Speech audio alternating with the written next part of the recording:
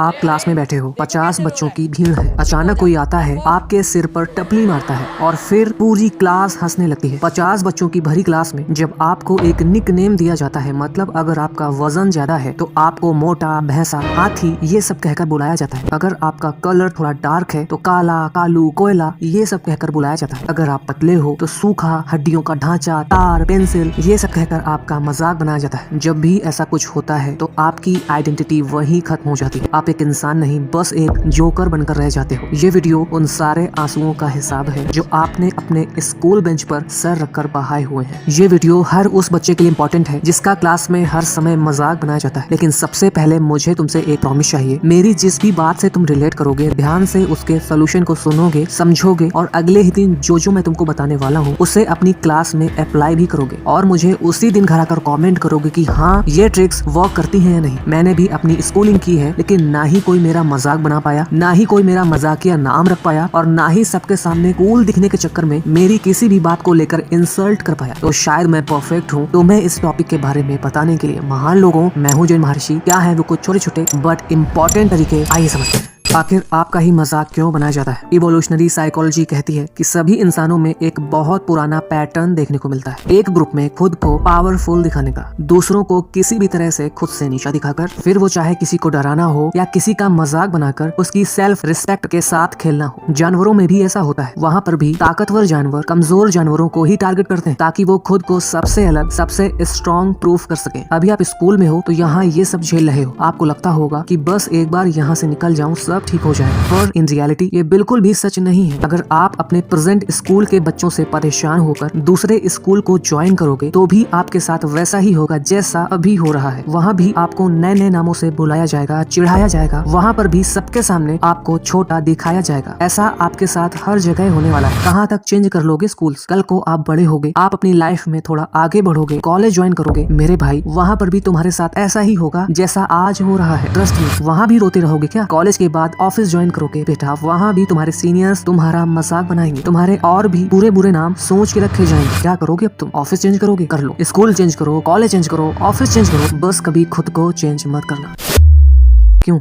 सांसें रुक गई? सही नहीं कह रहा क्या? कभी खुद को बदलने का सोचा है? कभी खुद को बदलने के लिए घंटों दिए हैं? कभी तुम्हारा मजाक बनाने वालों की आंखों में आंखें डालकर बोला है कि बस अब आइंदा ऐसा बोलने की गलती मत करना? कभी स्पोर्ट्स में या स्टडी में बेस्ट करने की सोची? कभी तुम्हारा मजाक उड़ाने वाले को बच्चों से भरी क्लास में एक थप्पड़ मारा है? नहीं। तो फिर रोना क्यों? झेलो पूरी लाइफ ये सब। आज स्कूल, कल कॉलेज में, परसों ऑफिस में, घर में, सोसाइटी में, हर जगह अपना मजाक बनवाने को तैयार रहो क्योंकि तुम एक कमजोर पर्सनैलिटी वाले इंसान हो। क्या तुम सच में कमजोर हो? बताओ मुझे, मैं पूछ रहा हूँ तुमसे, क्या तुम सच में कमजोर हो? इसे सुनो। एल्फ्रेड एडलर जो कि एक मशहूर ऑस्ट्रियन साइकोलॉजिस्ट थे, जो कि इंडिविजुअल साइकोलॉजी के लिए फेमस थे, उन्होंने एक बहुत इंपॉर्टेंट थ्योरी दी, इंफीरियोरिटी कॉम्प्लेक्स, मतलब हीन भावना। इन शॉर्ट इसमें बताया गया है कि जो खुद को कम समझता है वो दूसरों को नीचा दिखाता है। मैं इस बात को फिर से बोलना चाहूंगा कि जो इंसान अंदर से कमजोर होता है, खुद को दूसरों से कम आंकता है, वही खुद को बड़ा दिखाने के लिए दूसरों को नीचा दिखाता है। एडलर अपने एक्सपेरिमेंट में देखते हैं कि ज्यादातर जो लोग बुलिंग करते हैं वो अंदर से डरपोक, सेल्फ डाउटिंग और अप्रूवल हंग्री होते हैं और ये बाहर से खुद को बहुत स्ट्रॉन्ग दिखाते हैं लेकिन अंदर से बहुत वीक होते हैं। इसलिए इनकी ज्यादा अकड़, ज्यादा दूसरों का मजाक बनाना, दूसरों को नीचे दिखाना इनका सेल्फ प्रोटेक्शन है, इनकी ताकत नहीं। तो एडलर का एक्सपेरिमेंट बताता है कि कमजोर आप नहीं हो, वो है जो आपको रोज बुली करता है। वो अंदर से खोखला है, डरपोक है, वो अंदर से बहुत घबराया हुआ है और अपनी कमजोरी छुपाने के लिए आपको निशाना बनाता है और केवल आपको ही निशाना बनाता है क्योंकि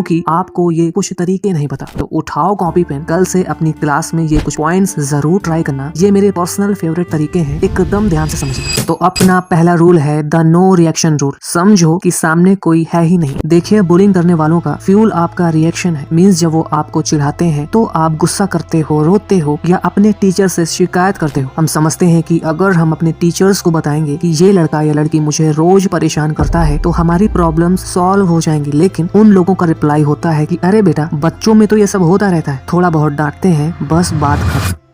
क्या मैं सच कह रहा हूँ? लेकिन टीचर्स ये नहीं जानते कि जब आपको 50 लोगों के सामने नीचा दिखाया जाता है तो वो थप्पड़ आपके गाल पर नहीं, आपकी आत्मा पर लगता है, आपके आत्मसम्मान पर लगता है। तो अगली बार से कोई भी स्टूडेंट आपको बुली करे तो उसकी आंखों में केवल 2 सेकंड के लिए देखो और बिना कुछ कहे अपना काम करने लगो। जो कुछ भी आप कर रहे थे उसे महसूस होने दो कि उसकी किसी भी बात का आप पर कोई असर ही नहीं हुआ। अगर आप केवल 2 सेकंड के लिए इस रूल को फॉलो करते हो तो अब सुनो कि आपके बस इतना सा कर देने से सामने वाला कहां तक हिल चुका है। पहला, उसका पावर प्ले फेल हो जाता है। इन सिंपल वर्ड्स, बुलिंग करने वाले का मकसद आपको रिएक्टिव बनाना होता है। वो चाहता है कि आप गुस्सा करें, रोएं या फिर डरें। जब आप सिर्फ 2 सेकंड के लिए उसकी आंखों में देखते हैं तो आप उससे एक साइलेंट मैसेज देते हैं कि मैं तुम्हें देख रहा हूँ, समझ रहा हूँ कि तुम मेरे साथ क्या करने की कोशिश कर रहे हो, लेकिन मैं तुमसे डरने वालों में से नहीं। आगे से ध्यान रखोगे तो फायदे में रहोगे। दूसरा, वह कंफ्यूज हो जाता है। देखिए, इंसानी दिमाग खामोशी से बहुत डरता है। जब आप कुछ नहीं बोलते हो तो उसे समझ नहीं आता कि आप क्या सोच रहे हो। वह सोचने लगता है, क्या ये मेरी शिकायत करने वाला है? क्या इसके पास कोई ऐसी पावर है जिससे मैं अनजान हूँ? क्या ये मुझसे बिल्कुल नहीं डरता? यह कंफ्यूजन उस कमजोर इंसान को मेंटली और भी ज्यादा कमजोर कर देता है। तीसरा, उसका सोशल स्टेटस गिरता है। अगर वो 50 बच्चों के सामने आपको चिढ़ा रहा है और आप साइलेंटली उसे देखकर इग्नोर कर देते हैं तो बाकी बैठे बच्चों को ये दिखता है कि सामने वाला कितनी बचकानी हरकत कर रहा है और आप कितने मैच्योर और स्ट्रांग हो। आपको चिढ़ाने वाले को शर्मिंदगी महसूस होने लगती है और वो आपसे नजरें चुराने लगता है क्योंकि उसका मजाक सबके सामने फ्लॉप हो जाता है। वो अगली बार आपको चिढ़ाने से पहले 100 बार सोचेगा क्योंकि आपने उसके रिस्क फैक्टर को बिल्ड कर दिया। क्योंकि बुलिंग करने वाला हमेशा इजी टारगेट्स ढूंढता है। आपकी आंखों की 2 सेकंड की बोल्डनेस उसे बताती है कि आप इजी टारगेट नहीं हो। उसे डर लगने लगता है कि अगली बार अगर उसने कुछ किया तो शायद आप शांत बैठने वालों में से नहीं।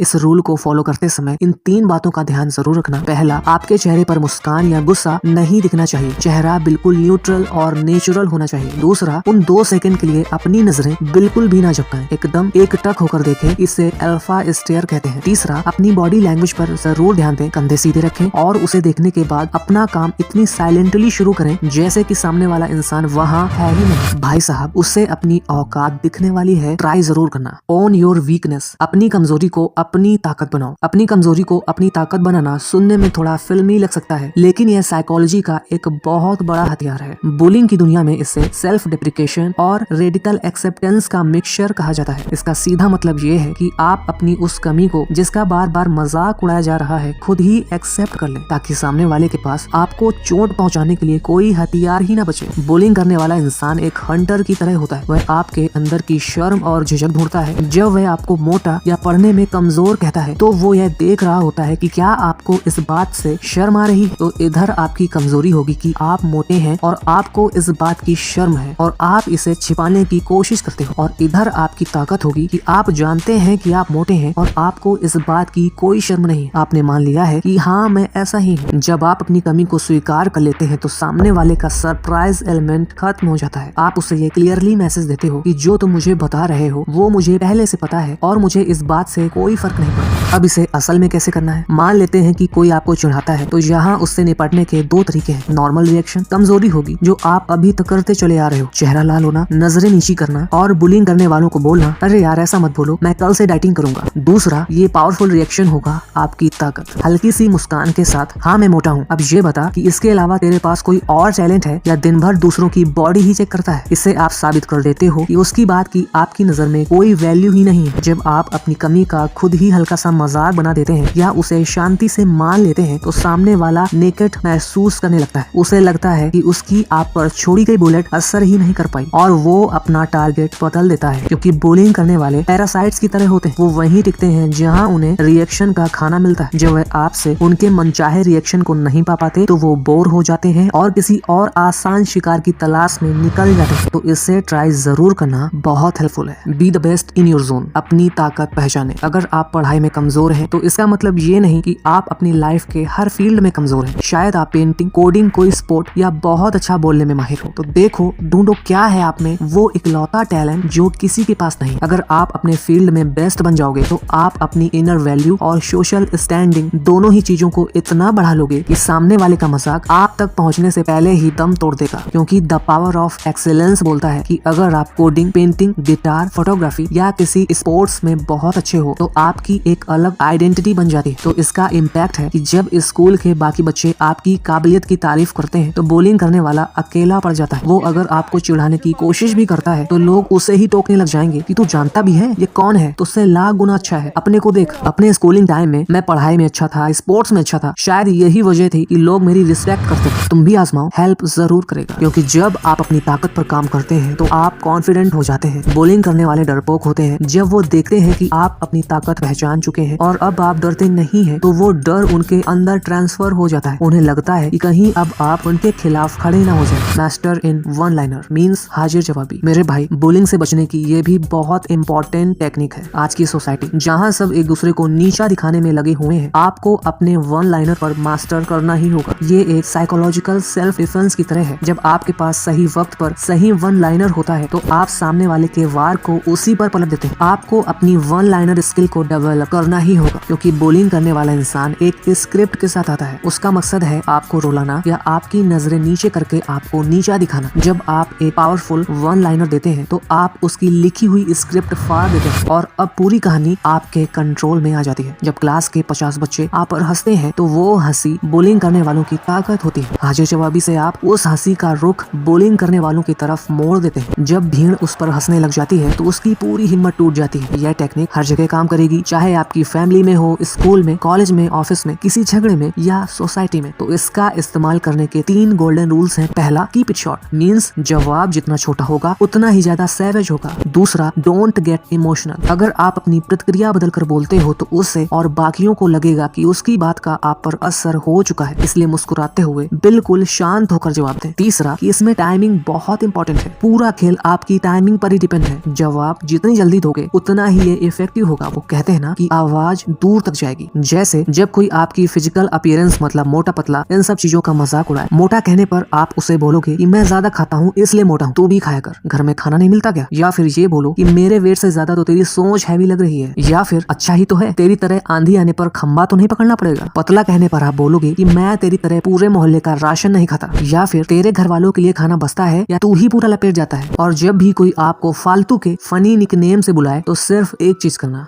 बोलना उसे, देखो ये जब भी मुझसे मिलता है अपना नाम सबको चिल्ला चिल्ला के बताने लगता है। और दोबारा जब भी वो आपको दिखे तो अपना निकनेम उसी पर पलट कर उसे उसी नाम से बुलाने लगो। कुछ दिनों बाद वो निकनेम का जिक्र भी नहीं करेगा और आपसे अपनी इज्जत बचाता घूमेगा। ट्राई जरूर करना, बहुत हेल्पफुल है। तो मेरे भाई, वैसे तो इस टॉपिक पर बताने के लिए बहुत कुछ है, लेकिन हाँ, अगर आप कमेंट में पार्ट 2 लिखकर जाते हो तो अगला वीडियो मैं इसी टॉपिक पर बना दूंगा। बाकी अगर आपकी भी कोई बुलिंग स्टोरी हो तो सबको कमेंट में जरूर बताएं, ताकि सभी लोग जान पाए कि वो इस लड़ाई में बिल्कुल भी अकेले नहीं है। अगर आपकी बुलिंग स्टोरी, आपका कमेंट और लोगों की भी हेल्प कर पाएगा तो मैं उसे अपनी नेक्स्ट वीडियो में जरूर लूंगा। तब तक के लिए अपना ध्यान रखिए और इस दुनिया से लड़ना सीखते रहिए। और इस वीडियो को उस दोस्त को जरूर भेजें जिसे आज हिम्मत की जरूरत है।